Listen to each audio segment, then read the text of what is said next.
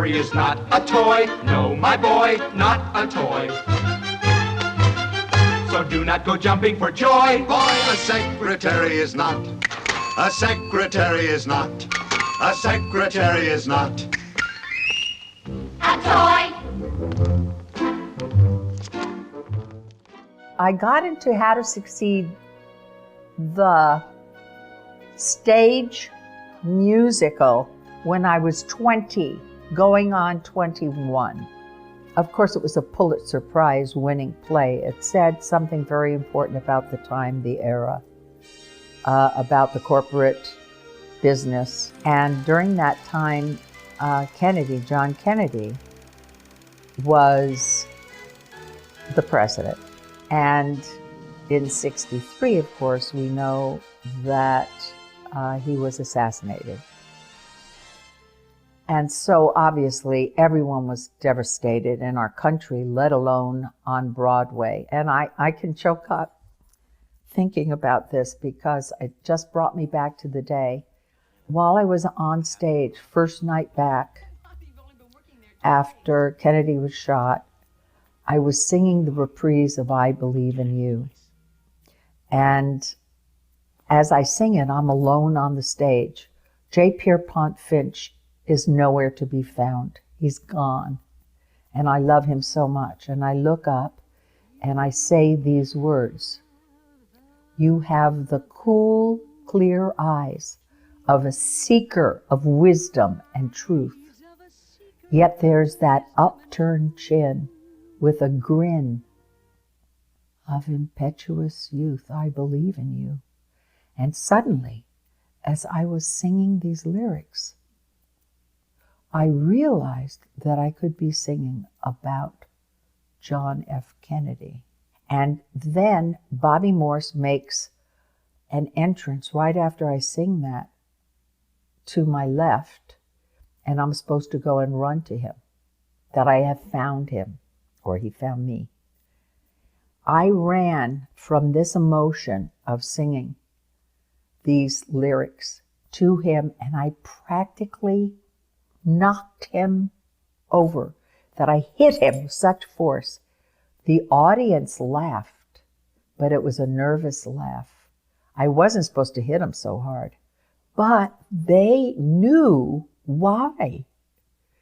They understood it. And it was that wonderful moment on stage where the audience knew what I was thinking. And I knew what they were thinking. And it absolutely stopped the show.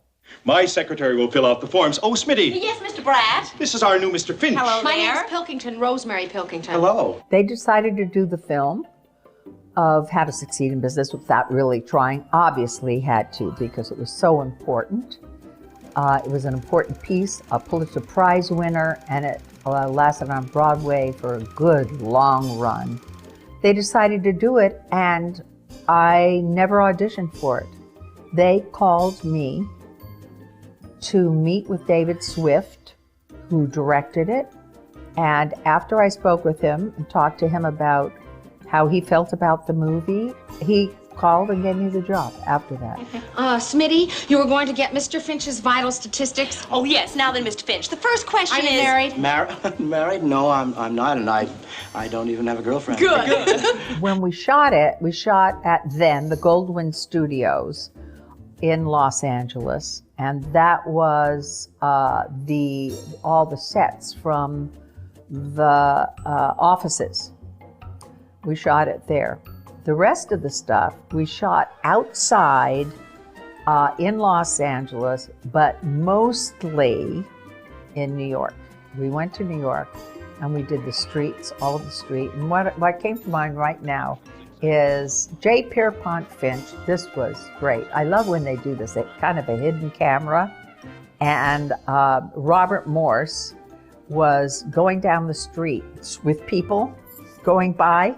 He'd be going down the street doing, jumping and skipping, and he was so happy he was going to work, and people would stop and look at him, and because it was hidden camera, they had a long lens. Nobody knew that it was the actor playing J. Pierpont Finch in the movie. I love that. I love watching that. Now she she's thinking for dinner we could meet. And he's thinking We both have got to eat, huh? then she says and he says Gesundheit. thank you. We had a few scenes that we were shooting in a restaurant and some other places in New York. Bobby was so tired because of being up late. We were shooting late, exhausted, whatever.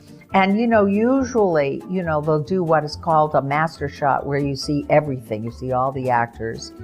And then they might turn around and they'll show one of the actors or the other actors giving their side of dialogue. Well, they came around to Bobby, who couldn't see. He couldn't see straight. So his order, what he had to give to the waiter and what he had to say to me was written on my chest. Had it on my chest. So, Bobby, who was so brilliant anyway, would look deep into my absolutely beautiful eyes and then stare at my chest. Nobody knew why. You're absolutely right, Mr. Brandt. We wouldn't have it any other way, Mr. Brandt.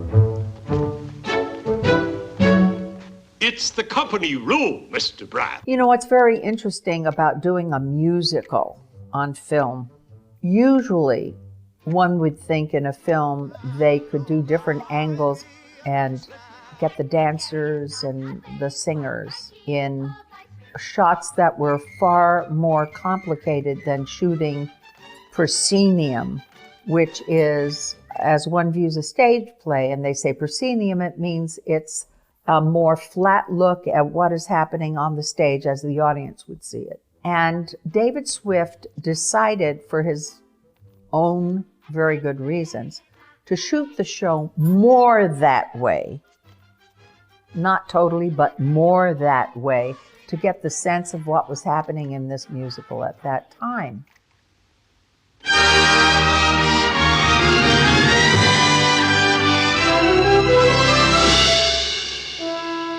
Suddenly there is music in the sound of your name. Da da da da da da da, give me more of the same, Rosemary. And then when Rosemary came in, he would sing Rosemary, and I'd sing J. Pierpont, J. Pierpont. Rose, suddenly we hear music in the sound of your name. Rosemary, J. Pierpont, J. Pierpont. Rosemary, J. Pierpont. There is wonderful music in the very sound of your name. That was my favorite. Singing that on stage or in the film with Robert Morse as J. Pierpont, because it was something we did together. We didn't do other songs together. I can't remember. I don't think we did. We were in scenes together, but singing together. And of course, watching what the actor does with his imagining the orchestra and singing about the sound of, and yeah, it was just, oh gosh, so much fun. Gotta stop that man. I gotta stop that man. Cold, or he'll stop me. I Believe in You, which was the quintessential hit from How to Succeed, was sung in the movie by Bobby Morse as J. Pierpont Finch when he finally got an executive key to the executive, I don't even know if they called it a bathroom, restroom, place to relax and sit or stand. And he sang I Believe in You to himself in the mirror. And he's so delicious doing this. I used to stand off stage and watch him sing this. It's Bobby. And he would sing it to himself in the mirror. You have the cool, clear eyes of a seeker of wisdom and truth. It's so wonderful in the film. It's done so well in the film. But because it was so successful, they had me singing it as a ballad to Bobby, J. Pierpont Finch, sitting on stairs. It was a wonderful Nelson Riddle arrangement with strings and whatever. Now, I did sing it in the original show on Broadway as a reprise, but only maybe 8 bars of it. But if you watch it in the movie, you will see it's one camera. For people to understand out there, that means there's not a cut. They didn't cut and paste and edit. It was one camera. It went through the whole song just once with me, pardon the expression, lip syncing I Believe in You, which was recorded on separate tracks with Riddle and his orchestra and Michelle Lee singing the song. And I will say, I'm very proud of what we were able to accomplish because I so loved Robert Morse as an actor. The genius of this man is unbelievable. And to sing this song from my heart, Michelle Lee's heart, to this man was felt from deep within my soul. Well, I know it was our first date, and I don't want you to get the wrong impression of me, but, well, I guess it's only natural for a fella to try to get a little fresh with a girl and make a pass at her. But you didn't do anything. The premiere was at Radio City Music Hall. They had a thing there where the film could only be 2 hours long. And How to Succeed was around 2 hours and 4 minutes. No big deal. Well, for them, it was a very big deal. So they had a cut coffee break, which was 4 minutes long. It was so exciting. I had already seen the movie. So they had taken me backstage, back of the screen, if you could imagine. That screen, which is, I don't know how many feet high. And I almost had a heart attack looking up at my face from behind. How big do you want to see your face? I mean, talk about I believe in huge. It was huge. You'd have to be a fly on the windowsill to learn anything about him. But I want you to know that I'd do anything in the world to help. Say that again. I said I'd do anything in the world to help you. No, before that, what did you say? You know, you think about what was happening at the time. There's the war, the Vietnamese War. A lot of movies were, it was a darker period of time where it was more difficult for people to see this particular movie and the lightness of what it was. Gee, I've been so wrapped up in, I don't know, just trying to get ahead. I just never realized. It's almost as though I'm seeing you for the first time. Hi, Rosemary. Although the stage musical was